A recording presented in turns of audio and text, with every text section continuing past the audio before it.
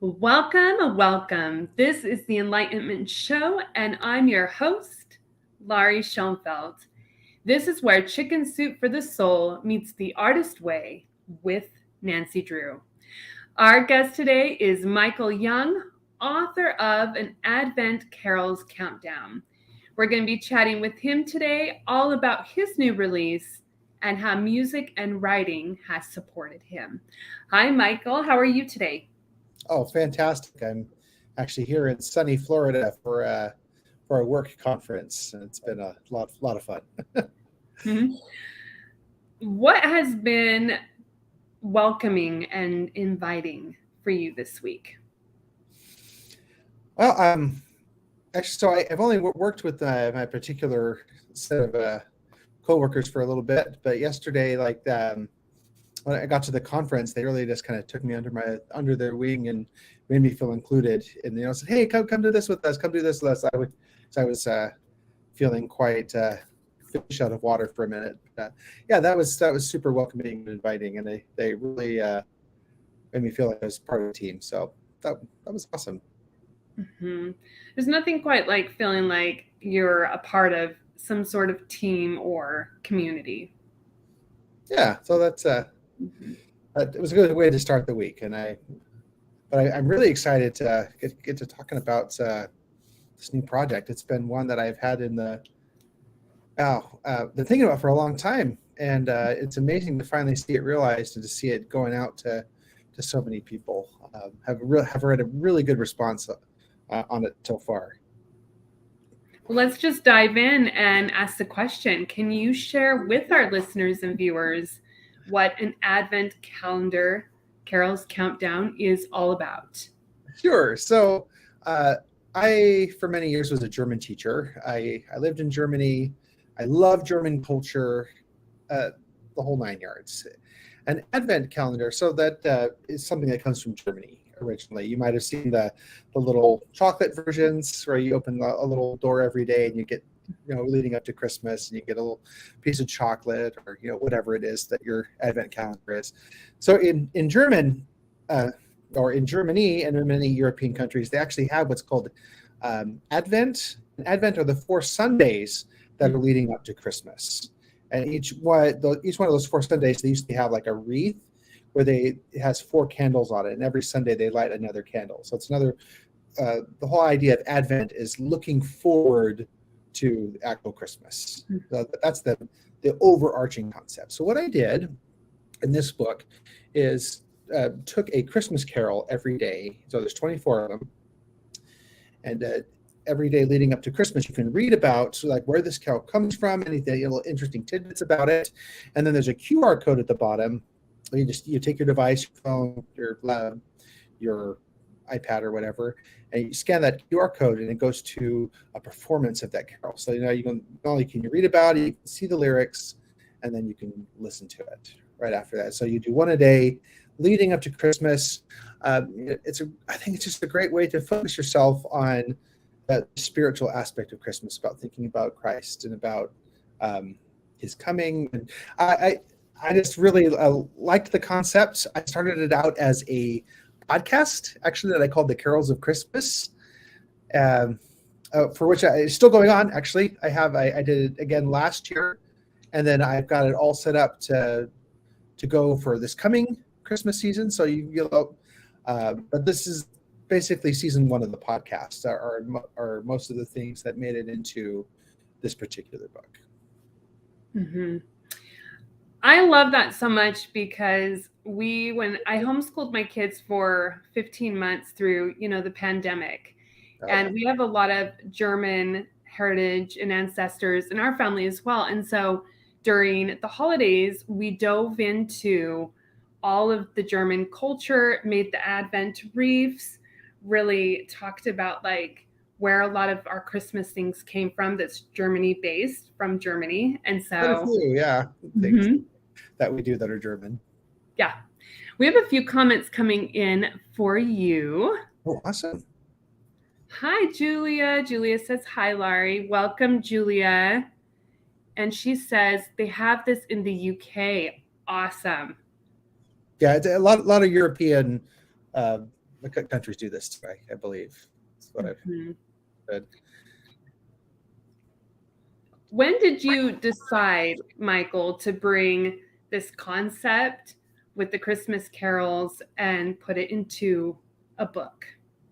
So basically, just right after I did the first season, I compiled it as a book, and thought, gosh, this would make a really good gift. Like, it could be a really cool like tradition for families to do. And so I started pitching it around, and I've pitched a lot of things to Deseret Book over the years, because I think they're great, and they do good work. They make really nice looking books, and there's the actual stores in our community. So I actually saw a specific call for nonfiction that they were looking for, and specifically things that could be used as a gift book, or that were like holiday centered. So I'm like, ooh, perfect. And so I went ahead and put together, finalized everything as a manuscript and pitched it to them. And lo and behold, they're actually like, that's a great idea.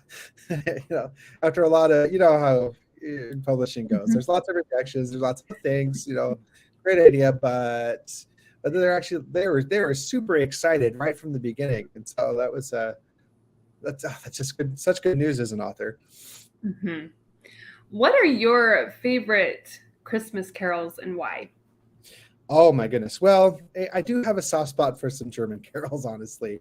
There's quite a few of them, and a lot of them, have made it over here and are part of our American tradition. But I think one of the best examples of that is O Tannenbaum, or O Christmas Tree. That's an old German carol that is made it over here, and we sing that all the time. But there's some that are a little bit less well known. I think one of my very favorites is Lo, How a Rose Er Blooming, and that's one of those that's included in this book. In German, Es ist ein Rosensprungen. It's just the melody too is just so beautiful. It's actually a really ancient carol. It's hundreds and hundreds of years old, and it kind of has that ancient feel to it. Like the melody is a little bit different sounding than your typical, modern carol, but it's so reverent and beautiful, and it's like got beautiful imagery in it. I'd say that's one of my top carols for sure. Tell us about your music background, Michael, as you have quite a journey with your music. Oh, absolutely. So I was blessed to be born into a very musical home. My mother was taught piano, so she taught me, and I was one of her. There's 8 kids in my family, and a couple of us stuck with it, including me, the piano lessons and all that. So I grew up doing that. I also grew up singing in just everything I could. A lot of church stuff, a lot of school stuff. I got into, for my undergraduate, I was in Brigham Young University. I sang in their choirs. And then I turned 25. I decided, hey, I want to try out for so what was then called the Mormon Tabernacle Choir. It's now the Tabernacle Choir at Temple Square. But I'd grown up watching that. I had a great aunt who was in the choir, and then an uncle who was in the choir. So I always had people to look for. And I just thought, oh, that's so cool. They get to travel, they get to be on TV, they get to do all sorts of neat events. So at 25 is the minimum age you have to be in order to try out. I had to be between 25 and 55. So I said, okay, I was going to try, who knows? And lo and behold, I got in right away. And I've been in ever since. That was back in 2010. And so and a few years previous to that, I was actually playing with they have a handbell choir that's associated with the Tabernacle Choir called the Bells at Temple Square. So I did that for a few years. Then I tried out for the choir, got in, and I've been doing that ever since. But also, in addition to my choir responsibilities, I have traveled and done all sorts of really neat concerts and sung with amazing guest artists. But I continue to write music. I do a lot of lyrics. I'd say is really my specialty. I produced these podcasts. So I did the Carols of Christmas. I did another one called Songs for All Seasons, where I talk about other music history. That's kind of my niche that I've fallen into, is learning where songs come from, because it's so interesting. There's not like one typical way that a song comes into being, and some of them are really quite miraculous, or they have all these elements coming together, sometimes over hundreds of years, that come together and coalesce in a song that is now that means something to so many people. So and now I've been given voice lessons for a little while. I enjoy that teaching aspect of it.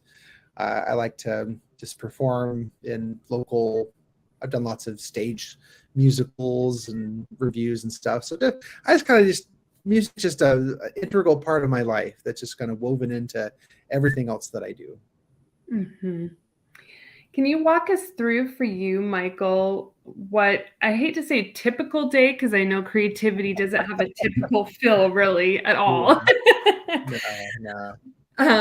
Writing songs and music, how does that usually work for you? Do a few things come in and you sit at the piano, or walk us through that a little bit?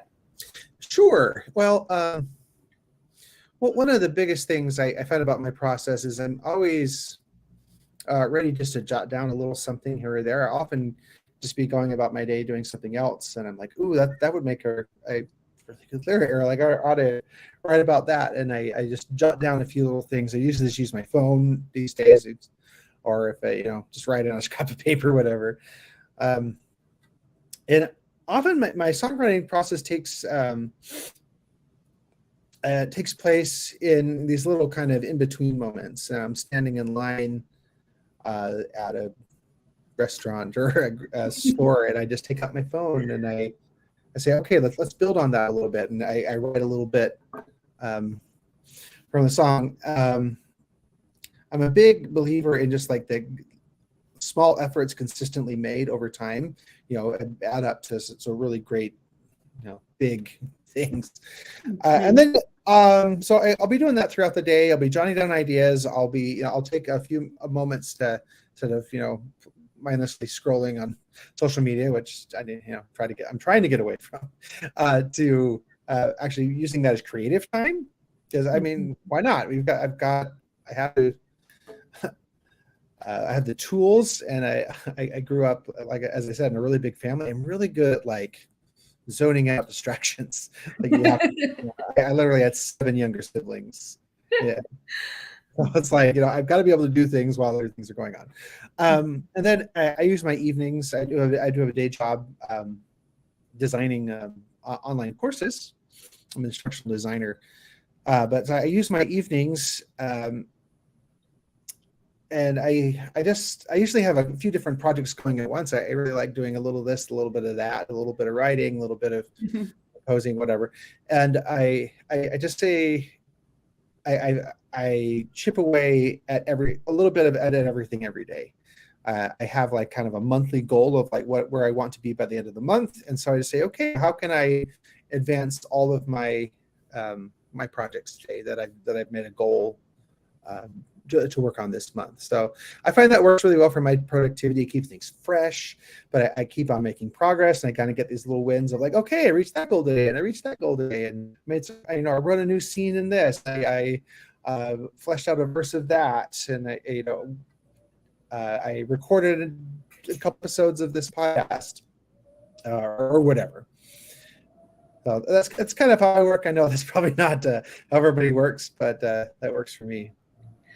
I actually really love how you mentioned, it was kind of like when you were talking, I was seeing multiple creative wheels, right? And if with one wheel moving, there's flow that moves to the other wheel, kind of like your car, but it's always moving. Absolutely. And creativity is flowing. Mm-hmm. That's a good way to put it. Because it's true. I enjoy so many different creative things that it, you get excited about one thing. Yeah, it really does like transfer to everything else. Like, right now it's November, and I'm doing National Novel Writer Month. Trying to write 50,000 words in November. And so I begin with that, trying to get my word count in for the day, and then I that gets me excited. Like, oh, hey, I hit that goal. I was productive in getting that done, and then it really does. That transfers into other things that I'm trying to do. Mm-hmm.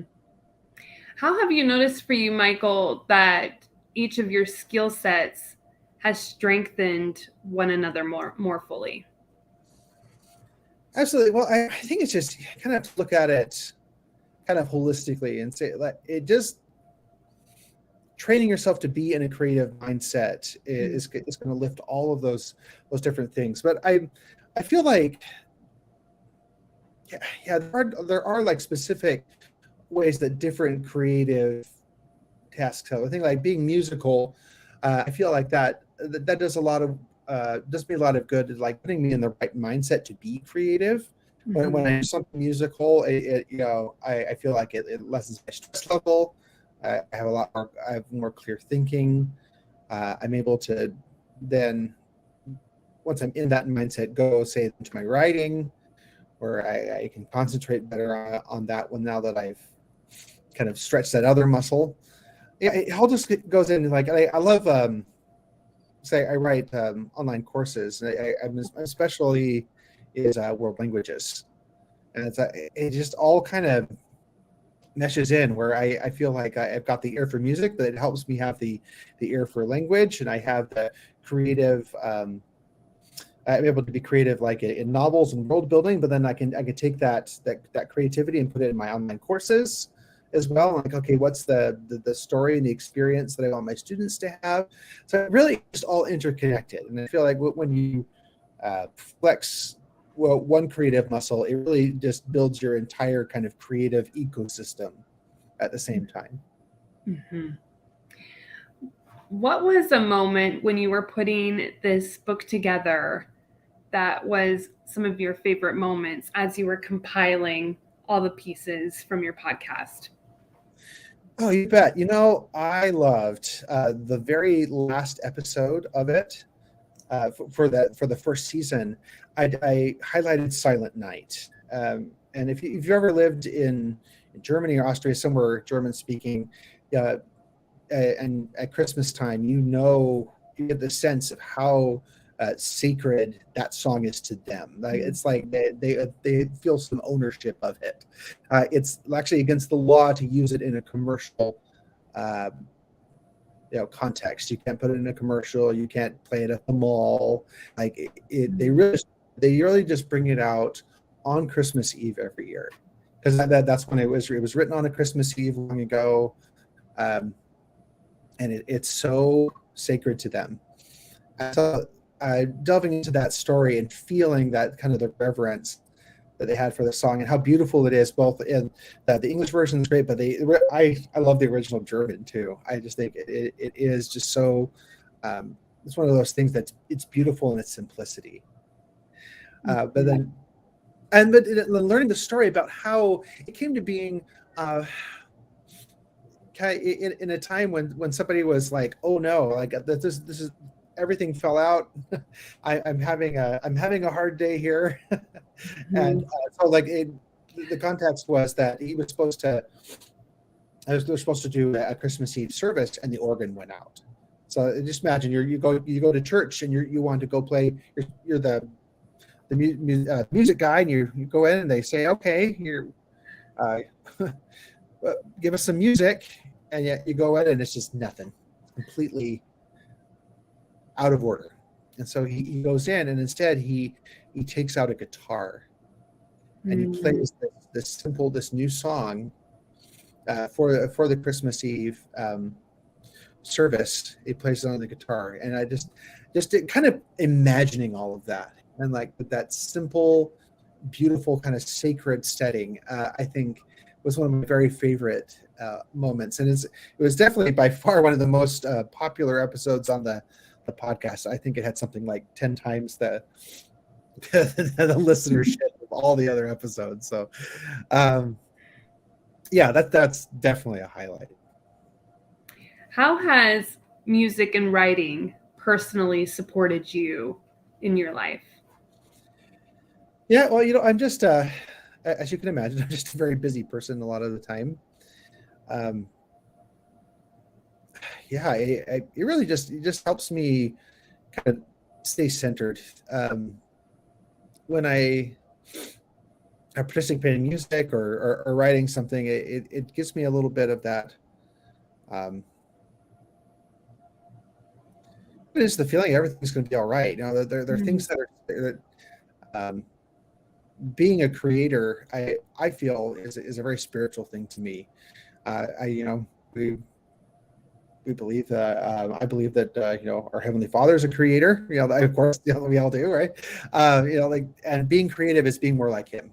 And so I feel like it gives me not only like it relieves stress, but it also makes me feel connected in the spiritual sense. So it's just an essential component of all that I do. Why do you think, Michael, that sitting around a Christmas tree or by a fireplace telling stories is important? Yeah, I love just the concept of family traditions. My parents were big on that. We would do on Christmas Eve, we would act out the nativity story every year. Lots of towels tied around heads and stuff. There's so many of us. There are plenty of us to do all the parts, right? Establishing those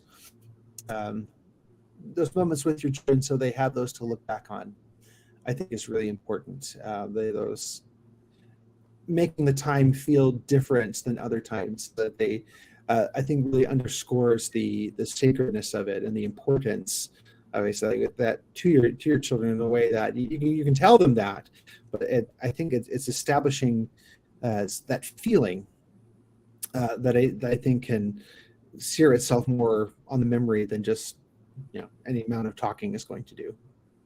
Mm-hmm. Can you share with us a time when you struggled either with creativity or struggled on your journey with creativity? Absolutely. Well, yeah, it's interesting.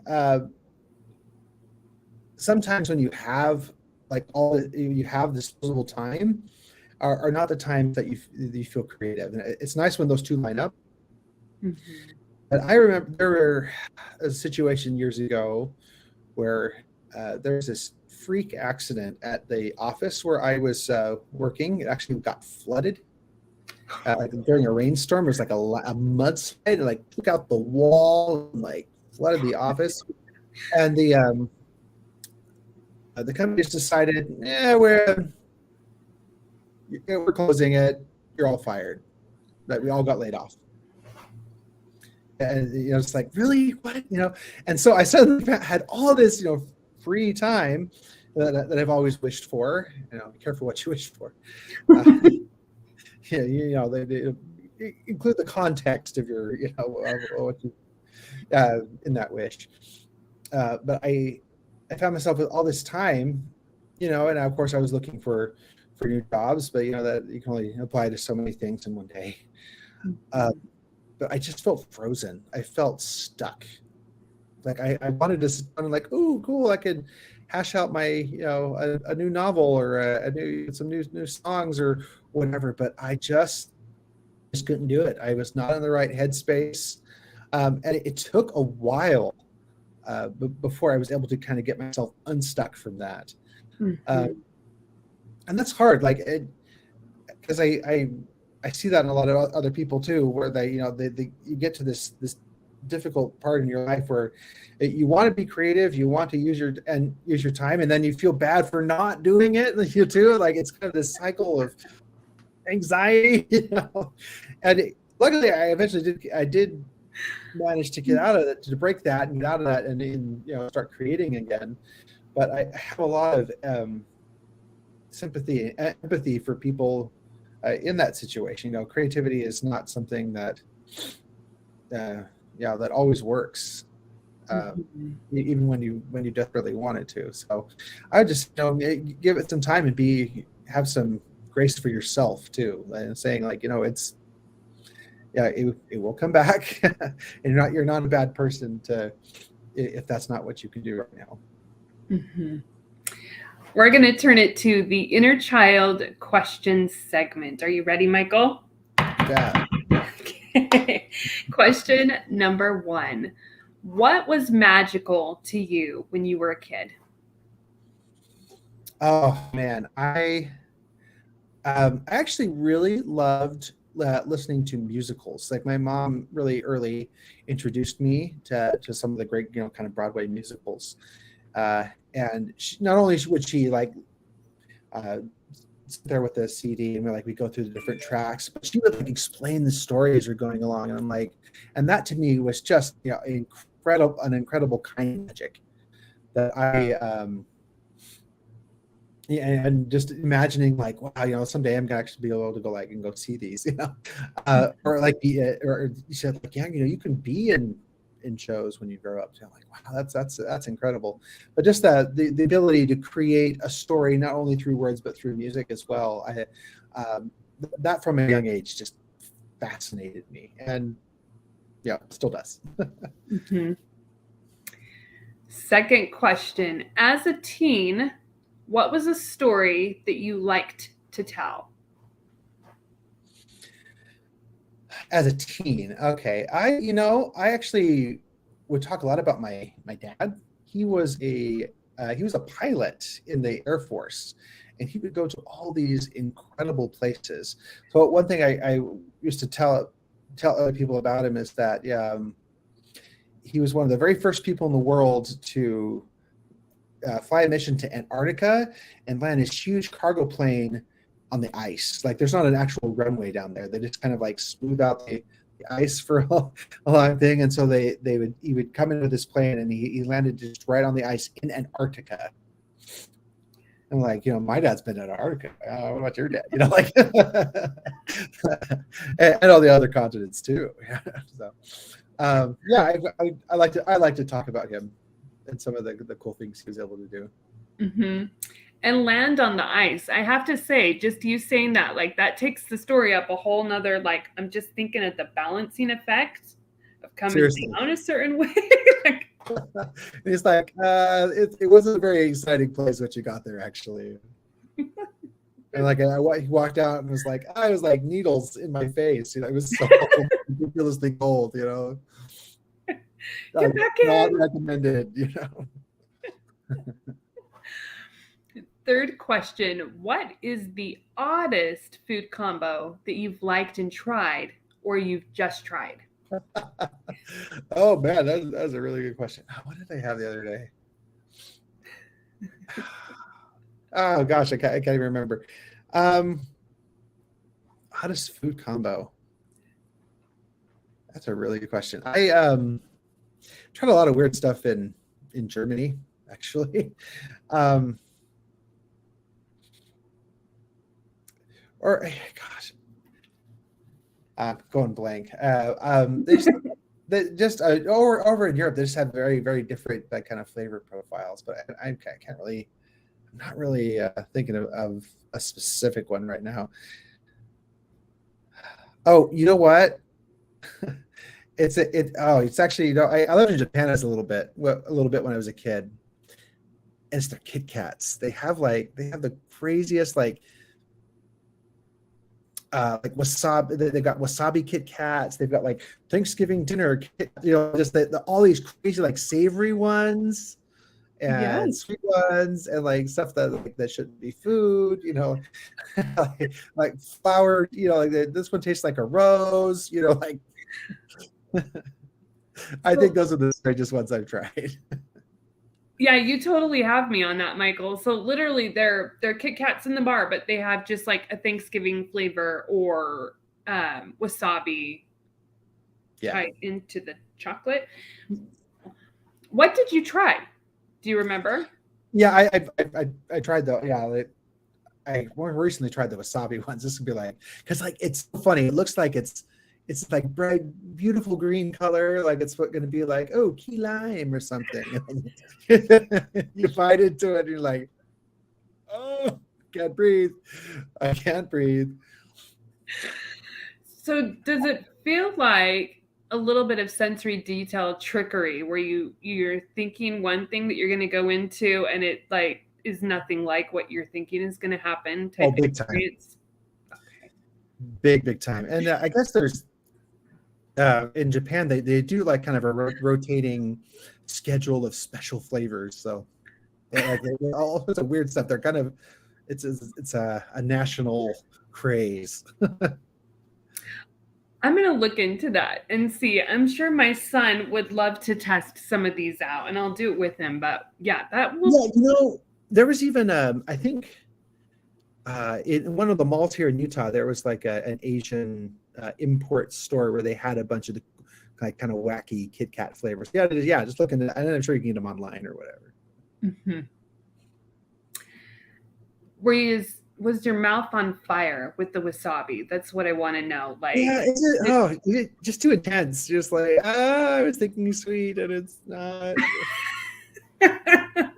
Oh, like maybe a little bit on sushi, like it's fine, but oh jeez, it's like you don't drink straight ketchup, like it's just not. It's a condiment, not a. Before we end today, can you share with our listeners and viewers what living a creatively abundant life means to you? Absolutely. Yeah, there's like, as I've mentioned, it's so like integrated into like my everyday now that I don't think I could imagine myself without it. I think one of the biggest aspects of being creative is just developing patience. Nothing is really creative, rarely goes very quickly, but the payoffs are incredible. I just a few weeks ago, my book had come out, like the official release date had been on Amazon, but like it's a Christmas book, so I'm like, are they going to have it? When are they going to have it in stores? Probably not in September, right? So my wife and I would keep checking the stores to see like, oh, okay, when's it actually going to be on the shelves? But one night we went in and we found it, and that's just an indescribable feeling when you're like, that did not exist, until I took something from my own mind and brought it to life with the help of these people. That's incredible. It's so rewarding, but like I said, if you're not willing to be patient, it can also be very frustrating. But that's why I just keep on. Once I've got this one submitted, I start on something else. Kind of keep yourself busy in the meantime, so that you're not just obsessing about the one project. Otherwise, I think you go bonkers. But I say it's something that I think just about anybody can do to some degree or another. Like I'm way out there where creativity is just is a huge portion of what I do. But I think that just about anyone can find a little bit of creativity to add some spice to their life. So to mix things up, it really does help with kind of the everyday. Gives you a reason to get out of bed and to do your best. Mm-hmm. It's a very motivating thing to me. So I think it can really just help anybody who wants to seriously consider it. Yes. Where can our listeners and viewers find you if they have any questions for you after the show or are looking for your upcoming book? Oh, absolutely. So I do have a website. It's just authormichaelyoung.com. That's the great place to find all my books, including this one. You can also email me. My email author address is the same as the first book I ever published. So it's the Canticle Kingdom at gmail.com. It's my author email. Canticle, Canticle, Canticle. It's an old name for music or song. So the Canticle Kingdom at gmail.com. You can reach out to me I'm on Facebook. I just started up on TikTok, which has been fun. But yeah, I love hearing from people. I love if you're an up and coming writer yourself and need a need some advice or need some, a pair of eyes on a query letter or something, I really like to try to pay it forward. Tons of people help me on my way, and tons of people continue to support me. My family has been incredible. It's not something you can do by yourself. So if you do have questions or want to, just bounce some idea off me, please reach out. I like to be as connected as possible. Congratulations on your book, and thank you so much for joining with me today. It's been a pleasure chatting with you, Michael. Oh, you're welcome. Thank you. You're welcome. Sending much love to all of you who have watched and will also be on the replay. Remember, as you go about the rest of your week, to find the things that are working within your life. You are the creator of your own story. What steps are you going to take next? Thank you again so much for being here, Michael. And we will be right here on Friday at 10 o'clock a.m. Mountain Standard Time. See you then. Thank you, everyone.